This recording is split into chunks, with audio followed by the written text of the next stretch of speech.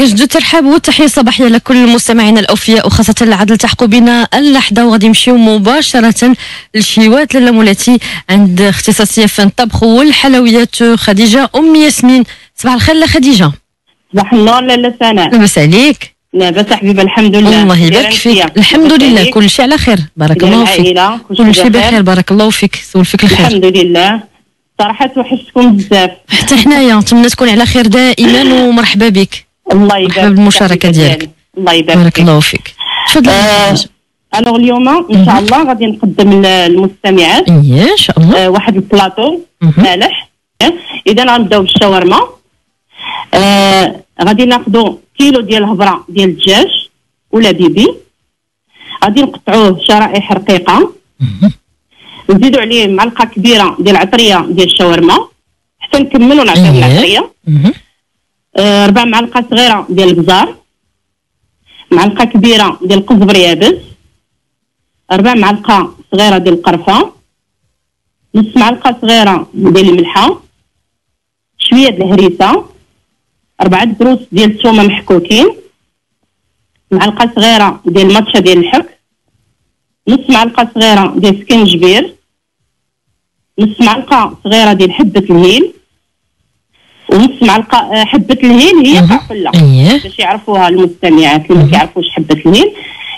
نص معلقة صغيرة ديال الكمون، شوية د الكوزة محكوكة، شوية د القرنفل تقريبا واحد 4 معلقة صغيرة، وكاس ديال الخل، ونص كاس ديال عصير ديال الحامض مخلط مع القلب ديالو. هادشي كيترقد ليله كامله، كنغطيوه بفيلم اليمونتير وندخلوه للثلاجه، اولا كيبقى على الاقل 4 سوايع. مرقد في هاد العطريه الشاورما ومع هاد العطريه اللي ذكرتي. اييه. من بعد كناخذوا مقله كنشحروا فيها هاد الدجاج ديالنا وهاد العطريه حتى كيطيب لينا، ومن بعد كنزيدوا واحد الياغورت مسوس وكنحركوا لكل واحد 10 دقائق وكنطفيو. للتزيين عندنا الخيار مخلل يعني كورنيشون مع المايونيز والكيتشوب والخس. اذا غناخذوا يا اما ناخذوا الخبز ديال الشاورما اللي معروف، اولا كنصيبوا غير البتبوط في الدار يعني عادي.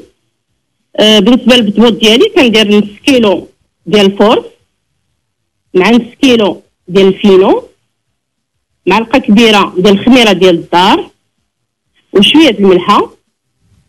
كنعجنو كنخليه حتى كيخمر يعني كيدلك مزيان، ومن بعد كيخمر وعاد كنسرحو بمزلك وكنقطعو بمرشم دائري على حسب القياس ديال كل واحد. يعني فعلا كاين اللي كيبغي صغير ولا متوسط. اييه.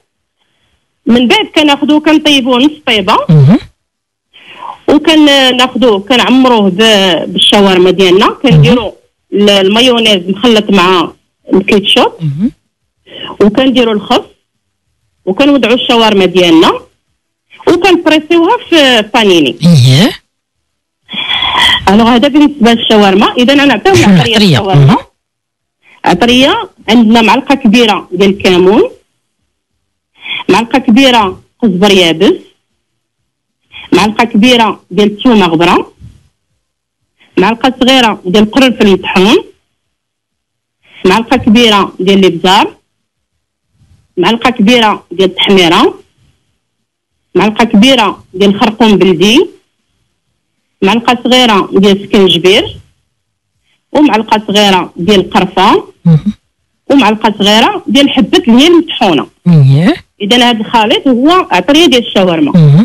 كناخذوا منه معلقه كبيره وكنديروها مع صدر ديال الدجاج ولا لادان، نصايبوها على اتساع ونديروها في قرعه ديال الزاج كيف ما قلتي مع العطريه. واللي بغيو نديروا الشاورما نهزوا لنا معلقه على حسب الكميه ديال الدجاج ولا ديال لادان. راه كتجي رائعه، غادي يجربوها المستمعات وغتعجبهم فعلا. الله يعطيك الصحه. ما يبقاوش يشريو من الزنقه، لانه فعلا بالنسبه لعطريه الشاورما من غير الا كانت يعني ديال المشارقه ديال لبنان بالنسبه للمحلات اللي كيبيعوها للاسف يعني ما كاين بزاف ديال العطاره اللي كل واحد شنو كيخلط فيها كتجي الطيبه غالبه. ما كتعطيكش داك اللوغو ديال الشاورما. كتجي كتولي يعني بحال يعني حاجه كتكون غالبه على حاجه كيولي مجهده، ما كتبقاش فيها المذاق ديال الشاورما. هما الواحد يصايبها في الدار حويجات ساهلين، يعني عطريه طحن تقاد كيف ما قلتي، ونهزو منها القياس اللي بغينا. الله يعطيك الصحه. هذا البلاطو يلاه بدينا فيه يعني بطبوط معمر، ولا الخبز العربي داك ديال الشاورما الصغير معمر بالشاورما.